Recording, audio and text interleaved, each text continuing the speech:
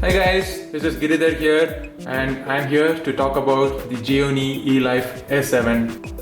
Gionee is not just another Chinese company. They are unique in their own ways. They're always ready to push the limits and eager to experiment. They have been giving us beautifully designed devices, and with the previous devices like the Elife S5.1 or the 5.5, they kind of proved that they can make beautifully crafted devices that can perform as well. So with Elife S5.1 and 5.5, it was all about making thin devices. But with Elife S7, which is in my hand right now, it is not just making thin devices, it is something more than that. So the Elife S7 is a very thin device. It is just 5.5 mm thin, and it weighs a little less than 130 grams. I think it's around 126 grams. It's got the aviation grade aluminum rims all around the body, and at the front and the back is glass. So you can see that it is completely glass covered back and front. So they are Corning Gorilla Glass 3, and that offers good protection both on the front and the rear. We have this device available in white, blue and black, and the review unit which I have here in my hand is a black device. So on the front we have the 5.2 inch display, which is a Super AMOLED LED display. On the right side you have the volume rocker and the power buttons, and these buttons offer good tactile feedback and they are intelligently designed. So even with the flip cover on, you can operate both these buttons comfortably. On the left side you have the SIM card tray. So let me pull out the SIM card and show you the SIM card here. So it's got a dual SIM tray here, and we have both the SIM card trays in the single slot here. So you can see that's the SIM card slot, and when I put back the SIM tray, it neatly fits back and it's a flush design there. And at the top you have nothing. At the bottom you have the speaker grills and also the USB socket and the 3.5 mm jack. There is also a mic at the bottom for your voice calls. At the top you have the earpiece for your voice calls again, and you have the 8 megapixel front facing selfie camera along with the proximity and the ambient light sensors. And at the back you have the 13 megapixel Sony sensor camera along with single LED flash, and there's a mic for your video recording. The device design is impeccable. So it feels premium, it is a sturdy design, and the construction quality is impeccable. The quality of material used here is really appreciated.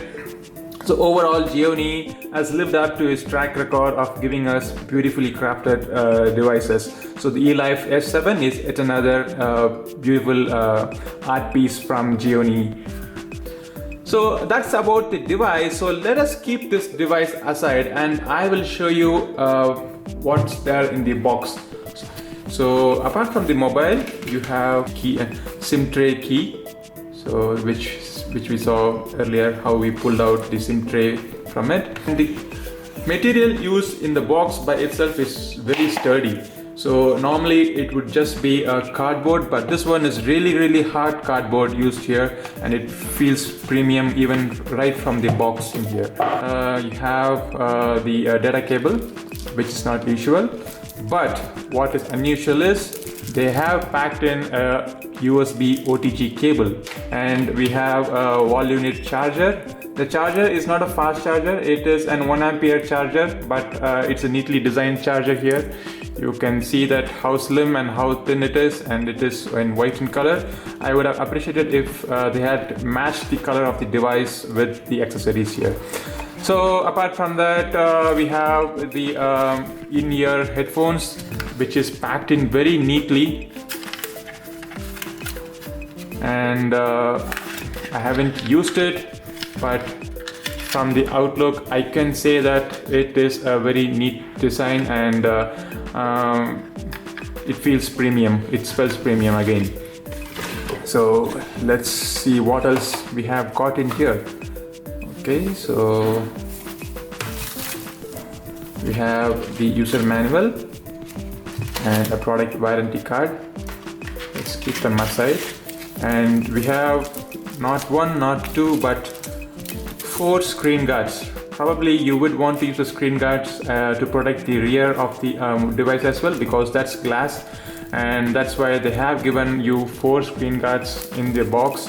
And we also have a back case for it, so it is of good quality and it fits in very neatly with the device. And we also have this flip case that came in the box, and the flip case is of good quality. It is fox leather. It is not the completely a genuine leather, but the material used here is of good quality. And this flip cover has got a window cutout, so the moment you close it, it kind of occupies only this, the display occupies only the size of this cutout, and it shows you the time and the display. Unlike in LG G3 or Samsung, we don't have any dedicated apps that can be accessed with this small window. So the user, after buying this mobile, he doesn't have to hunt for different accessories, because most of the accessories are already packed in the box and they are of good quality. So coming back to the device, the Elife S7 is powered by a 1.7 GHz octa-core processor, which is made by MediaTek, and it has a graphic processor made by Mali. Model is T760. It's got a 2 GB of RAM and also 16 GB of inbuilt memory. There is no support for external memory card, but there is always an UTG support out of the box with this device. This device is a 4G enabled device, and it works with a couple of bands that is available in India, and it is powered by a 2000 mAh battery. The screen is a 5.2 inch screen, and it is a full HD 1080p display. That means it amounts to almost 424 ppi of pixel density. So that is a really good screen here, and the color is vibrant, and we have high brightness levels. It has a pretty decent viewing angles, and the visibility under direct sunlight is also good. Also, the display offers deep black levels, which is possible because it's using the AMOLED technology here. The Elife runs on Android 5.0 with the Amigo OS on top of it. And the Amigo OS is pretty fast, and it is smooth and it doesn't lag at all. It feels very light, but I have a few issues with it. One is the notification here. So the notification gives you only real-time notification, and it doesn't have access to your quick settings. So if you have to do any changes to your settings, you'll have to go to the actual settings and do it, which is really painful. And that I've got used to the quick settings menu in most of the devices recently. I really don't understand why Gionee has removed the quick settings from the notification shade. Well, I like this quickie little application called the Chameleon, which kind of helps you in customizing your device very quickly, and pointing it at your dress or pointing it at any object near you, you can quickly change the theme of your device. So I am pointing it to my desk, which is predominantly brown here, and I can see that it has chosen to change my wallpaper to be of brown color, and appropriately all the icons are also changed. So that is something really good about this Chameleon application. I really liked it, and apart from that, there are a few other bloatwares which are quite annoying, and I choose to ignore them. So what is the need to customize the Android OS? I really don't understand. So the trend all started with MIUI. They completely forked the look and feel of Android and made something which is very similar to iOS. And from then on, all the Chinese mobiles have been following the same trend. I am happy with the native Android's visual design. especially with the current lollipop material design. It is really good. So why don't they just use the native Android user experience in all of the devices? Well, having said that, I also understand that these devices are almost all the same and they need something to differentiate one from the other. But when they have a similar user experience, like for example, you have the MIUI and the Amigo OS on this two devices, and you have them side by side, you really tend to compare these devices. MIUI has been there for quite some time and it has matured over the period of time, and Amigo OS or Color OS or any other OS which is trying to follow the same trend as MIUI has a long way to reach the MIUI. But I prefer if they had stayed to the pure vanilla Android user experience. That would have been really great. So performance wise, this device is really smooth. It feels powerful, it multitasks well, and it handles game and graphic intensive applications with ease. It does not disappoint on the performance, but I'm not giving a complete thumbs up just because the device gets heated up easily, which is quite common with the device of this thin profile.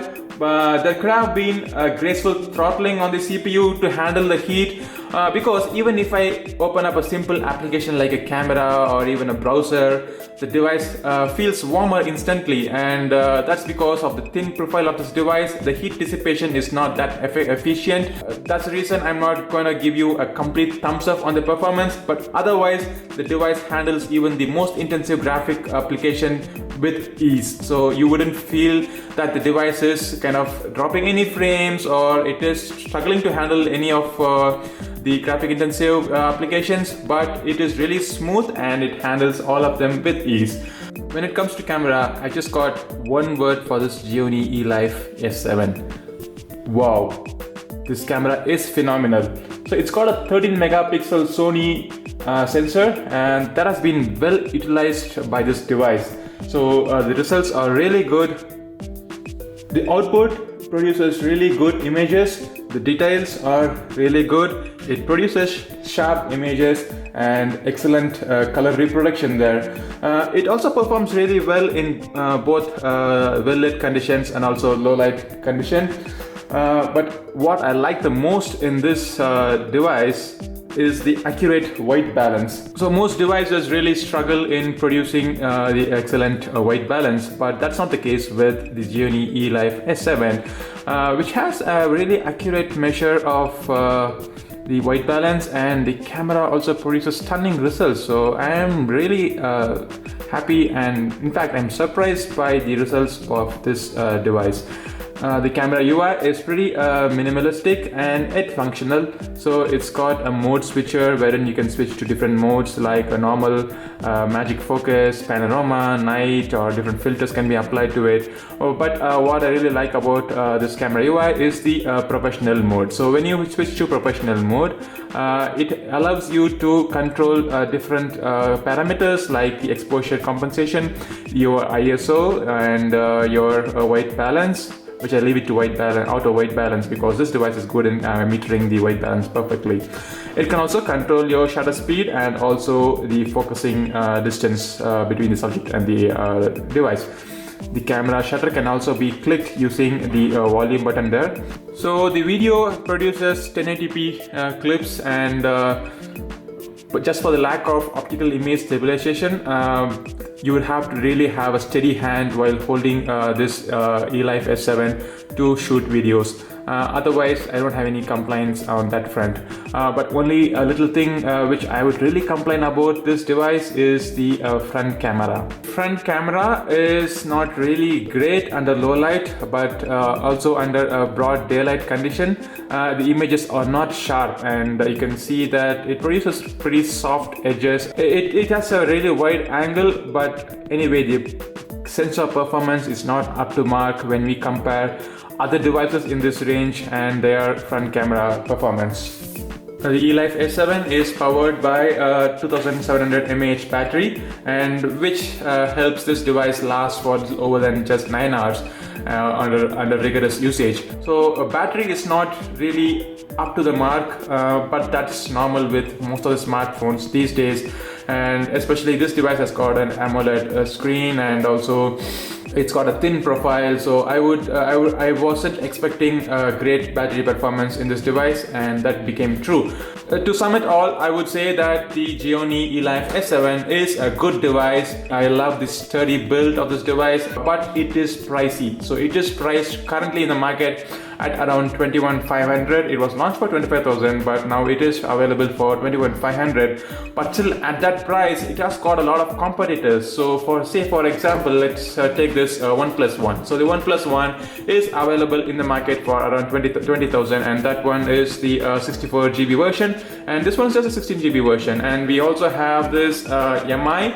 The 16 GB version is available at around 14,000, and that's the MI4. So we have pretty tight competition for this Gionee Elife S7. So it's not about that. This Gionee Elife S7 is not here to capture market share or to create records in sales. This device is here to tell the world that Gionee can make world-class devices with a stunning design. Overall, I would say a very good device, very nice performance, and the camera is great. A little bit of issues here and there with the UI, and the UI is yet to mature, but apart from that, this Gionee Elife S7 is a good device to own, and it's a great device to flaunt as well. This is Gionee signing off. Thanks for watching the video. If you like my video, do subscribe and hit the like button.